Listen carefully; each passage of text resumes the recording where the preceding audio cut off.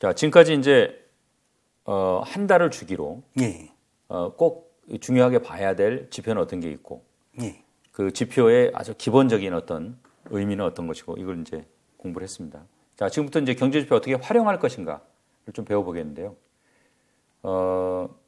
어떻게 나눠서 보는 게 좋을까요? 경제라는 거는 처음에 어떤 사람이 돈을 벌고 그 돈을 가지고 돈을 사용을 해가지고 소비가 나오고 그 소비가 늘어나면은 결국에는 기업에서 생산이 늘어나고 그 생산이 늘어났기 때문에 재고나 설비 가동률의 변동이 생기고 결론적으로는 그것 때문에 또 고용이 늘어나는 그림이 나오는 거고 그것 때문에 소득이 늘어난다라는 말씀을 드리거든요. 이게 거꾸로 되면은 경기가 안 좋아지는 거고 제대로 되면 경기가 좋아지는 거기 때문에 기본적으로는 돈을 버느냐 못 버느냐 그거의 첫 번째 기준점이라고 보시면 될 것 같고 두 번째 기준점은 그 돈을 얼마나 사용을 하고 있느냐가 두 번째 기준점이고 세 번째 같은 경우에는 사실은 나머지 부분이라고 보시면 돼요. 그러니까 기업이 그거를 보고서 어떻게 생산을 하고 있고 그다음에 자산 가격 같은 걸로 계산했을 때 어떻게 움직일 수 있느냐 이런 순서로 보시면 될 것 같습니다. 하나씩 좀 자세히 보겠습니다. 자, 고용부터 좀 볼까요? 보통은 사람들이 생각하는 건 20만 명을 기준으로 많이 하시는 것 같아요. 그래서 15만 명에서 20만 명 사이에 있으면 사실 올라가거나 내려가는 라인도 중요하지만은 정상적인 경제 상황이다. 근데 여기서 위쪽으로 치고 올라가거나 여기서 빼고 내려오면은 이때는 경기가 굉장히 과열되거나 아니면 위축되는 구간으로 들어갔구나. 라는 판단을 내리실 수가 있는 거고요. 보통 실업률은 지금 굉장히 낮아서 저희 쪽에서도 좀 해석하는데 당황스럽기는 한데 일반적으로는 4%를 많이 라인으로 잡아놓으시고 판단을 내리시면 좋을 것 같습니다. 최근에 고용 같은 경우에 비농업 고용자 수하고 실업률이 제일 중요한 지표기는 한데 진짜 많이 보시는 지표가 좋더라고 그래서 구인율하고 구직률 지표를 굉장히 많이 보시거든요. 왜냐하면은 구인율이라는 거는 기업에서 얼마나 사람들을 구하고 있느냐. 라는 지표고 구직률이라는 거는 사람들이 그래서 얼마나 기업에 취직을 하고 있느냐는 지표인데 이게 보통 분석을 했을 때 두 개가 급격하게 벌어지다 보니까 봐라 이만큼이나 노동시장에서 사람을 구하는 숫자가 더 많아지다 보니까 그러면 임금이 계속해서 상승을 하는 거 아니냐라는 얘기들이 많이 나왔었어요. 작년 같은 경우에. 근데 일반적으로 보통 저는 말씀드릴 때요. 이렇게 벌어져 있을 때는 구인율을 따라 가지고 어느 정도 수준까지는 올라갈 수가 있는데 그다음부터는 기업의 비용 문제 때문에 구인율을 맞추는 것 자체를 아예 기업이 포기할 가능성이 있다. 라는 말씀을 드려요. 왜냐하면은 우리나라도 한 20년 전부터 중소기업 구인난 얘기들 많이 나왔었는데 이게 마치 그 얘기는 중소기업에 구인난이 있으면은 연봉 1억까지 올려주면은 취직된다라는 사람들 일한다라는 거랑 똑같은 얘기거든요. 그래서 오히려 이런 상황이 발생해 버리면은 구직률 지표를 보시면서 접근을 하시는 게 맞다라는 말씀은 계속 드리고요. 그냥 비농업 고용자 수 변동만 보시는 게 맞다라는 말씀은 계속해서 드리고 있습니다. 그 다음이 이제 뭐 소득하고 지출이었죠. 이 소득 지출 관련해서는 어떤 지표를 분석해야 됩니까? 소득 같은 경우에는 개인소득 쪽 발표되는 거 아까 말씀드렸던 월말에 발표되는 지표이기 때문에 월말에 아마 확인을 하실 수 있을 것 같은데 여기에 나오는 것 중에 몇 가지는 좀 확인을 하고 넘어가시라라는 말씀을 드립니다. 2021년에 결정적으로 소비가 많이 늘어날 것이다. 그 다음에 사람들이 2021년 하반기경에 예상을 틀리게 만들었던 게 이 이전소득이라고 보시면 될 것 같아요. 왜냐하면은 1월하고 3월에 이전소득이 워낙에 늘어나다 보니까 그거를 가지고 소비를 엄청나게 많이 해버리는 그림이 나와버렸습니다. 그래서 사실 이런 것 때문에 한번 튀는 그림이 나온다면은 결국에는 이전소득이 언제 튀었는지를 확인을 좀 해주시면 좋을 것 같고 그 정책이 언제 끝나는지 거기에 더해가지고 이전 소득을 제외했을 때 근로소득하고 자산소득이 진짜로 늘어나고 있는지에 대한 부분들을 조금 확인을 해주시면 좋을 것 같고요. 거기에 더해가지고 한 가지만 더 보신다라고 그러면은 가처분 소득 봐주시면은 가장 좋습니다. 왜냐하면은 가처분 소득이라는 개념 자체가 내가 받은 소득에서 세금을 제외하고 내가 쓸 수 있는 돈이 얼마냐. 그래서 있을 수 있는 돈이 얼마냐라는 개념에서 지출한 거를 제외하고 나면 그게 저축이 돼버리거든요. 그래서 가처분 소득의 개념을 가지고 사실은 저축률이 얼마나 늘어나고 줄어드느냐라는 개념이 같이 들어가고 그 다음에 지출이 얼마나 늘어나고 줄어들 수 있느냐라는 개념이 같이 연관이 돼 있기 때문에 가처분 소득은 조금 봐주시면 좋은데 요즘같이 이렇게 물가가 많이 올라가는 라인에서는 가처분 소득보다는 오히려 실질 가처분 소득을 좀 같이 봐주시는 게 좋다라는 말씀을 드리고 있습니다. 개인 지출 같은 경우에는 두 가지로 연결이 돼 있습니다. 하나는 얼마나 제품을 소비하느냐 하고 그다음에 서비스를 소비를 얼마나 했느냐 두 가지로 연결이 되는데 일반적으로 항상 보실 때는 서비스 소비는 제외하고 제품 소비를 많이 보세요. 왜냐하면은 이 비중 자체는 서비스 소비가 압도적인데 보통 사람이 생활하는데 서비스를 받는 거에 대해서는 소비를 줄이는 모습이 잘 안 나오거든요. 그래서 코로나가 터지거나 뭐 아니면 이런 경우가 아니라고 하면은 보통의 경우는 경기 침체기에도 서비스 소비는 버텨줍니다. 그래서 제품 소비를 보는 건데 지금 같은 경우에는 왜 보통 많이 얘기 들으시잖아요. 리오프닝이 됐기 때문에 서비스 소비가 올라가고 서비스 물가가 올라가고 있다라는 얘기들이 많이 나오는데 지금 같은 경우가 강제적으로 바깥으로 못 나가게 되면서 굉장히 특이한 경우였다라고 봐주시면 될 것 같고 개인 지출에서 하나 더 말씀드리고 싶은 거는 보통 내구재하고 비내구재의 구분에 있어가지고 내구재 소비는 뭐고 비내구재 소비는 뭐냐라는 질문들이 많이 나오거든요. 자동차 소비, 그 다음에 컴퓨터 이런 내구성을 가지고 있는 일반적인 소비 제품, 경기 소비재 제품들은 전부 다 내구재 소비로 들어가고요. 샴푸 그다음에 뭐 음식료 먹는 거, 뭐 사실 의류는 오래 갈 수는 있지만은 생필품 소비이기 때문에 의류 같은 경우에는 비내구재로 분류가 된다라고 생각을 해주시면 될 것 같습니다.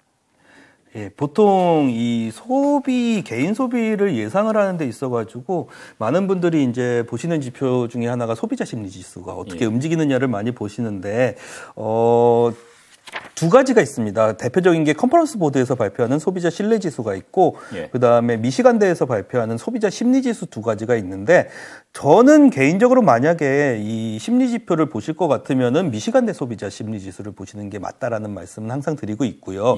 왜냐하면은 컨퍼런스 보드 소비자 신뢰 지수는 고용이 얼마나 늘어날 것이냐를 기준점으로 제시합니다. 그래서 고용이 많이 늘어나기 때문에 소비가 늘어날 거야. 그리고 미시간대 소비자 심리 지수 같은 경우에는 가게가 돈을 얼마나 벌 것이냐를 기준점으로 잡거든요. 그렇기 때문에 소비가 늘어나고 줄어드는 거에 대해서 더 밀접하게 연관이 되어 있는 거는 가게가 돈을 얼마나 벌 거냐에 대한 심리가 더 중요하다라는 말씀을 드리고요. 실제로 컨퍼런스 보드에서 발표하는 경기 선행지수 자체는 미시간대 소비자 심리지수를 기준점으로 하고 있습니다. 그래서 만약에 보실 거면은 미시간대 소비자 심리지수를 보시는 게 더 선행성은 높을 것이다. 라는 말씀을 드리고 있습니다. 다음에 이제 이 단기 사이클 메이커라고 표현하셨던데, 자, 산업 생산하고 재고, 설비 가동률, 이건 이제 어떻게 봐야 됩니까? 저는 간단하게 아까 말씀드렸던 것처럼 소비가 늘어나면은 산업 생산이 늘어나잖아요. 근데 산업 생산이 늘어난다라는 얘기는 결국에는 그 산업에서 만들어야 되는 물건이 많아졌다라는 뜻이고 그 물건이 많아지기 시작하면은 설비 가동률을 늘리게 됩니다. 설비 가동률이라는 개념 자체는 뭐 어려운 개념이 아니라 공장에서 만약에 80%를 돌려가지고 물건을 생산한다 그러면은 설비 가동률 80%, 뭐 올린다라 그러면은 90%로 많이 만들어야 돼서 올렸으면은 90%가 설비 가동률로 나오는데 결국에는 그 공장이 많이 돌아가야 되느냐 아니면은 적게 돌아가야 되느냐는 개념에서 접근을 하시면은 저는 기준점 만약에 재고가 너무 많이 쌓였다. 아니면은 재고가 이제는 많이 줄어들어가지고 다시 돌리기 시작해야 된다라는 기준점 자체는 설비 가동률을 기준점으로 해가지고 생각을 해주시는 게 가장 좋다라는 말씀은 드리고 있는 상황이고요. 산업 생산 같은 경우에는 재밌는 그림은 뭐냐면은 요즘 같은 경우에는 이제 재고 문제가 굉장히 심각한 문제인 것처럼 접근들을 많이 하시잖아요. 근데 그렇죠. 실제로 소매 판매하고 산업 생산의 지수 자체의 변화를 보시면은 1999년 그러니까 2000년 이후에는 산업 생산 같은 경우에는 박스권에 갇혀가지고 올라간 적이 없습니다. 오히려 소매 판매가 위쪽으로 치고 올라가는 모습이 나오는 상황에서도 산업 생산은 옆쪽으로 일정하게 유지되는 모습이 나왔었거든요. 예. 여기서 두 가지를 알 수 있는 건데 첫 번째 같은 경우에는 미국에서 얼마나 다른 나라에서 만들어진 제품들을 많이 소비했었나. 미국 내부에서 생산을 안 했다라고 하더라도 소비는 늘어가는 모습이 나오는데 산업 생산은 옆으로 기는 모습이 나오는 게 이런 것 차이 때문이고요. 예. 두 번째로 말씀드리고 싶은 거는 산업 생산이라는 게 재고 사이클 때문에 문제가 생겨가지고 밑으로 하락한다라고 하더라도 그 하락이 굉장히 제한적일 수 있다라는 말씀은 드립니다. 그래서 단기 사이클이라고 특별히 표현을 한 이유 자체가 많은 분들이 그런 말씀을 하세요. 그 작년 말부터 올해 초 같은 경우에는 재고가 너무 늘어났고 특히 반도체 재고 얘기 많이 하시잖아요. 그럼 반도체 재고가 많이 늘어나가지고 이거 소진하려면은 진짜 큰일 난 거고 그러면은 경기 침체 올 수 있고 그 말씀을 하시는데. 사실은 이런 산업 사이클에 의해서 나타나는 경기 침체 사이클이 온다라고 하더라도 서브프라임이나 아니면은 과거의 IT 버블 같은 사이클을 생각하시면 안 됩니다. 굉장히 약한 사이클이 왔다가 굉장히 빠르게 다시 회복되는 그림이 들어가는 게 재고순환 사이클이라고 보셔야 될 것 같아요. 자, 다음에는 이제 우리한테 매우 친숙한 지표죠. ISM 제조업 지수. 사실 이게 이제 산업 생산 선행 지표니까 산업 지표로 뭐 다루면 되겠지만 특별히 이제 따로 이렇게 띄어서 말씀하시는 이유가 있는 거죠. 당연히 선행하기 때문에 ISM 제조업 지수를 보는 건 맞습니다. 근데 ISM 제조업 지수 같은 경우에는 구성하는 항목 자체가 우리가 굉장히 중요하게 생각하는 항목들이 대부분 구성되어 있다라고 보셔야 돼요. 예. 그래서 고용도 구성이 되어 있고 가격도 되어 있고 신규 수주가 얼마나 되느냐도 같이 구성이 되어 있고 거기다가 운송 속도가 얼마나 되느냐도 중요한 요소로 작용을 하거든요. 그래서 이런 지표들 전체를 확인할 수 있다라는 점에서 굉장히 중요한 지표다라는 말씀은 드리고 있는 상황이고요. 보통 제가 표에서도 말씀을 드리지만 오해하시는 것 중에 하나가 10가지 지표가 있습니다. 예. 이 ISM 제조업 지수를 ISM 제조업 지수에서 발표되는 10가지 지표가 있는데 이 중에서 5가지 지표를 가지고 정확하게 20%씩 가중해 가지고 ISM 제조업 지수를 계산을 하거든요. 예. 그래서 들어가는 지표 자체가 생산하고 신규 주문, 배송 속도, 재고, 고용 요 5가지 항목이 20%씩 들어간다라고 보시면 될 것 같고 간혹 가다가 이런 설명 때문에 제가 오해를 하셔서 말씀을 드리는 건데 ISM 제조업 지수가 떨어졌다라고 해석을 하는데 어떤 분이 이렇게 ISM 제조업의 물가 항목이 떨어졌기 때문에 제조업 지수가 빠졌다라는 말씀을 하시는 경우가 계세요. 예. 아니면은 물가가 많이 올라가서 제조업 지수가 올랐다. 사실 물가는 들어가는 항목은 아니거든요. 참고 항목이기 때문에 그런 부분들을 좀 오해하지 않으셨으면 좋겠다라는 측면에서 말씀을 드렸고요.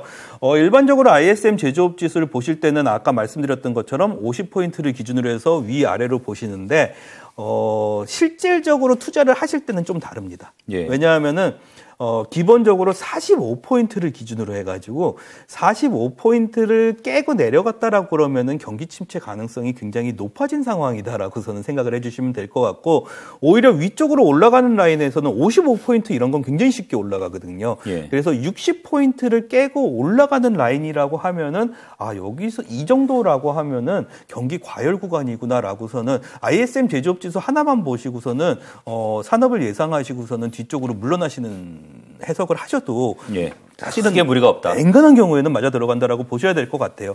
사실 나는 경제지표 월간으로 보는 것도 너무 힘든 것 같고 만약에 몇 가지 지표만을 진짜 기준점으로 삼아가지고선 투자를 하고 싶다라고 하시는 분들은 무조건 보셔야 되는 경제지표라고 하면 ISM 제조업 지수라고 보시면 될 것 같고요. 저는 기지향에 보실 거면 ISM 제조업 지수 그리고 보통 퀀트 투자를 하시는 분들이나 아니면 전략을 짜시는 분들도 아까 예전에 OECD 경기 선행 지수 얘기가 나왔었는데 그거하고 같이 굉장히 잘 들어맞는 지표 중에 하나가 ISM 제조업 지수라고 보시면 될 것 같습니다. 자, 이번에는 특히 지난 1년 동안 우리 눈과 귀를 사로잡았던 지표. 예. 자, 소비자 물가. 생산자 물가 지수하고 이제 같이 봐야 될 것 같은데. 자, 소비자 물가 지수는 어떤 시각으로 봐야 되는 겁니까? 소비자 물가지수 같은 경우에는 사실은 그렇게까지 많은 분들이 관심을 안 가지시던 지표예요. 이게 굉장히 빨리 움직이는 국가라고 해봤자 중국 같은 국가들이 있었는데 예. 그런 국가들을 제외하고 나면은 소비자 물가지수가 미국이나 특히 일본은 마찬가지고 이렇게 많이 움직일 만한 개념은 아니었었거든요. 인플레이션 시대이기 때문에 그런 거죠. 그렇죠. 그래서 저는 두 가지 개념이 같이 겹쳐져 가지고 이런 문제가 발생했다라고 말씀을 드리는데 일단은 아까 말씀드렸던 것처럼 통화량이 엄청나게 늘어났기 때문에 그 늘어난 통화량 때문에 물가가 올라간 부분이 하나 있고 사실은 작년 초반에 러시아, 우크라이나 사태 발생할 거라고 예상했던 분들은 아무도 없으실 것 같아요. 그래서 그 문제가 발생을 하면서 에너지 가격이 너무 무지하게 올라가니까 그걸로 인해 가지고 올라간 부분은 분명히 존재한다라고 말씀을 드리는데 보통 요즘에는 워낙에 소비자 물가 지수에 대한 얘기들이 많아 가지고 근원 소비자 물가 지수도 잘 아실 것 같아요. 근데 에너지하고 그다음에 식품 가격 두 가지가 물가를 예상할 때 굉장히 제일 많이 움직이는 지표거든요. 그래서 이 두 가지의 변동성 높은 지표를 제외하고 실제로 우리가 소비를 하는데 물가가 올랐는지 내렸는지를 보자라는 게 근원 소비자 물가라고 보시면 될 것 같고 근원 소비자 물가로 계산을 하면은 거의 대부분의 경우에는 소비자 물가보다는 밑에 존재하는 그림이 됩니다. 근데 예. 제가 말씀드린 것 중에 하나가 저희 쪽에서는 올해 6월 정도 되면은 근원 소비자 물가 지수가 오히려 위에 있을 거다라는 말씀을 드리고 있거든요. 왜냐하면은 1분기 올해 1분기에 소비자 물가 지수가 빠지는 거를 담당하는 거의 대부분이 에너지 가격의 기저효과. 그러니까 설명드렸던 것처럼 1, 2, 3월에 에너지 가격이 작년 1, 2, 3월하고 너무 차이가 많이 나거든요. 그것 때문에 빠지는 부분이 계산이 되는 거기 때문에 오히려 근원 물가가 그렇게 빨리 빠지기는 어렵다라는 말씀을 드리고 미국 같은 경우에는 한 가지 더 이제 염두에 두셔야 되는 게 주택 그러니까 렌트비가 가격에 소비자 물가에 미치는 영향이 너무 큽니다. 그래서 일반적으로 CPI로 생각을 해보시면 32% 정도가 렌트비로 구성이 돼 있거든요. 소비자 물가 지수에서. 그렇게 생각을 해보시면은 2분기부터는 렌트비가 빠질 거다라는 예상들이 꽤 있기 때문에 렌트비가 빠지면서 내려가는 효과를 계산을 해 주셔야 돼요. 이게 한국하고는 좀 다른 게 한국 같은 경우에는 렌트비가 들어가는 게 한 7%에서 9% 사이에서 왔다 갔다 합니다. 근데 미국 같은 경우에 32%까지 올라가는 이유가 렌트비도 포함을 시키는데 렌트비에다가 자기가 집을 가진 사람이 만약에 렌트를 해줬을 때 얼마나 물가 상승이 나오는지를 같이 계산을 해요. 예. 그래서 거의 2배로 올라간다라고서는 2배 넘게 올라간다라고 생각을 해주셔야 돼서 에너지 가격만이 아니라 렌트비의 변동이 지금부터는 굉장히 영향을 미친다라고 봐주셔야 될 것 같고 생산자 물가 지수는 아까 소비자 물가 지수를 선행하는 개념이라고 말씀을 드렸었는데 작년부터 시작해서 나타난 게 생산자 물가 지수가 엄청나게 올라갔음에도 불구하고 소비자 물가 지수는 그 밑에서 굉장히 차이가 많이 벌어졌습니다. 이게 무슨 얘기냐면 물건을 사가지고 그 물건을 산 거를 가지고 만들었는데 내가 재료 산 것만큼도 못 팔 것 같아라고 얘기를 하는 거거든요. 이게 기업의 가격 전가가 어려워졌다라는 얘기하고도 같이 연결이 되는 거라서 이게 이런 문제가 발생하면은 결국엔 뭐가 되느냐? 기업의 마진이 줄어드는 그림으로 나타납니다. 그래서 생산자 물가지수하고 소비자 물가지수의 수치가 많이 벌어지는 경우에는 생산자 물가지수를 보시지 말고 생산자 물가지수의 중간재 항목이 따로 있어요. 그 중간재 항목을 보시는 게 더 낫다라고 말씀을 드려요. 이게 뭐냐면은 만약에 자동차를 생산한다라고 그러면은 자동차를 생산하기 위해서 그 기업에서 사온 철강이나 부품 이런 것들의 가격을 따로 매겨놓고 있거든요. 그래서 그 움직임을 보시는 게 기업 마진을 예상하는데 더 좋다라고 말씀을 드리고 있습니다. 예. 마지막 지표인 것 같은데 아까 주택 보신다고 했어요. 예. 주택 지표를 체크하는 이유는 뭡니까?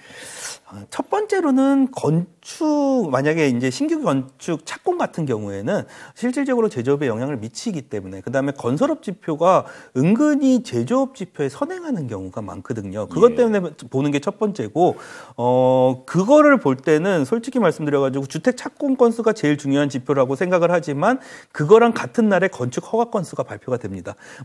기본적으로 생각해 보시면 허가를 받아야지 착공을 시작하니까 당연히 허가 건수가 같이 발표되고요. 이게 착공 건수의 한 한 1개월에서 2개월 정도 선행하는 지표거든요. 그래서 두 개 같이 보시면 될 것 같다라는 말씀을 드리는데 주택 지표, 그러니까 주택 가격만의 지표를 보는 이유는 부의 효과라는 개념 때문에 그렇습니다. 그러니까 내가 만약에 소유하고 있는 주택의 가격이 올라가면은 심리적으로 아까 말씀드린 것처럼 미시간대 소비자 심리지수 같은 게 위쪽으로 치고 올라가는 그림이 나오거든요.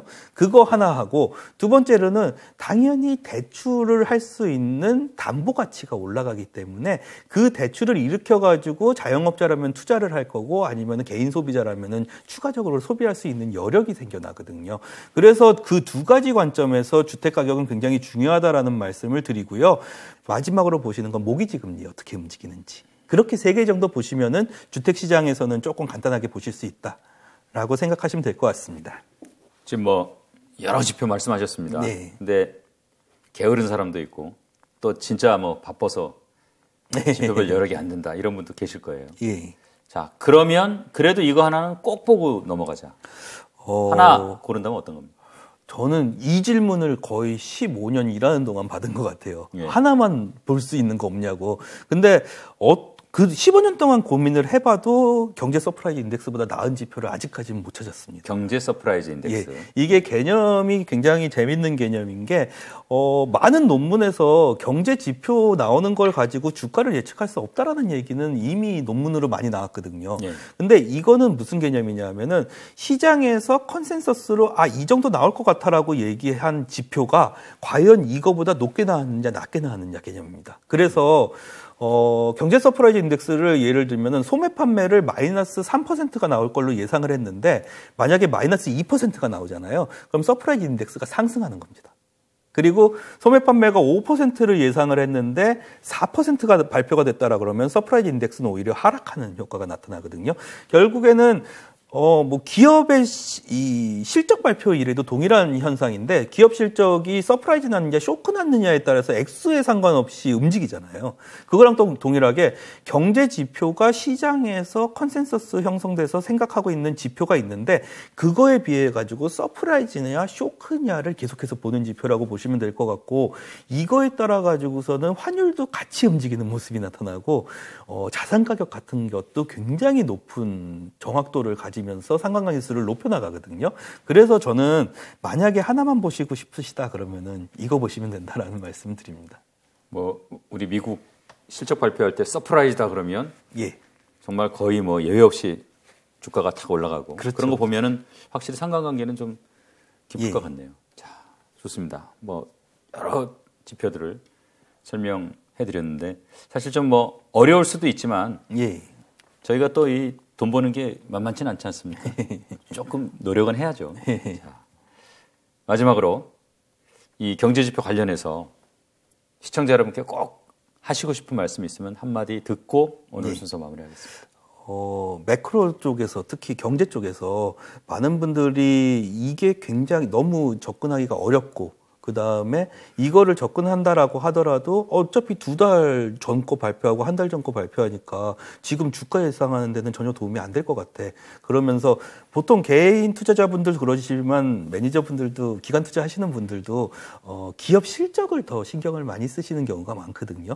근데 기업 실적이라는 것 자체가 얼마나 팔았고 얼마에 팔았느냐잖아요. 그러면은 결국에는 경제에서 소비가 얼마나 됐고 그 가격이 얼마냐라는 거랑 같은 개념이기 때문에 예. 저는 오히려 기업 실적에 선행하는 거가 경제다라는 말씀을 드리고요. 경제를 분석한다라는 행위는 지금 시점에서 소매 판매 이게 아닙니다. 앞으로 나타나는 경제에 있어가지고 적어도 한 분기 정도를 봤을 때, 이 방향으로 움직이면은 여기에 위치해 있을 거다라는 거를 예상하는 게 경제 분석이거든요. 그래서 귀찮으시면은 솔직히 말씀드려가지고 이 지표를 다 찾아보실 필요까지는 없을 수 있지만은 경제 분석 리포트라고 나오는 것들은 사실은 그 한 분기 아니면 두 분기를 예상하기 위해 가지고 자료들을 써놓은 거거든요. 예. 그래서 그런 레포트라도 주기적으로 한 번씩 보시면서 읽어주시면 좋을 것 같은데 그거를 읽으실 때 이해하시기 편하라고 만들어 놓은 게 제가 여기다 적어놓은 지표들이라고 생각을 해주시면 될 것 같습니다. 사실 뭐 어떤 특정한 종목을 사고 팔고 하는 문제가 아니고 결국은 이제 크게 보면은 우리가 투자하면서 시장을 이기기는 어려운 거니까 그런 의미에서 어떤 방식의 투자를 하든 매크로에 대해서 좀 관심을 갖고 꾸준히 업데이트를 하고 그러면서 자기의 어떤 그런 투자관 이런 것들을 갖는 거는 굉장히 중요한 문제인 것 같아요. 오늘 말씀 고맙습니다. 예, 감사합니다.